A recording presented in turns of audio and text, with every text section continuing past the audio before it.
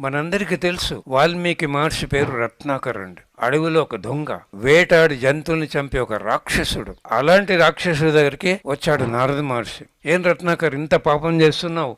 ఎందుకు చేస్తున్నావు? నా కుటుంబం కోసం చేస్తున్నాను. మరి కర్మ అంతా ఎవడ అనుభవించాలి? నా కుటుంబం అంతా అనుభవించాలని. అవునా? మీ అమ్మని అడిగిరు అంటాడు. అమ్మ ఏం చెప్తుంది? నీ కర్మకు నీవేరా బాధ్యుడు. భార్య ఏం చెప్తుంది? నీ కర్మకు నీవేరా బాధ్యుడు. అప్పుడు అడుగుతాడు నారద మహర్షిని, కొండంత పాపం చేశానే, మరి ఏం చేయాలి అన్నాడు. ఒక జ్ఞాన వీచికతో కొండంత పాపాన్ని తగలబెట్టచ్చు అని చెప్తుంది భగవద్గీత. కూర్చో ధ్యానం చేయన్నాడు. ఆ రత్నాకర్ అలా కళ్ళు మూసుకున్నాడు. కొన్ని సంవత్సరాలు ధ్యానం చేశాడండి.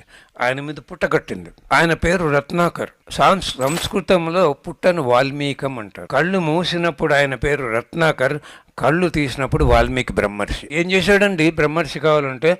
అంత లోపలికి వెళ్ళాడు. దివ్య నేత్రంతో జరగబోయే రామాయణం రాశాడు. ఒక అడవిలో దొంగ, వేటగాడు, ఒక పుస్తకం చదవలే,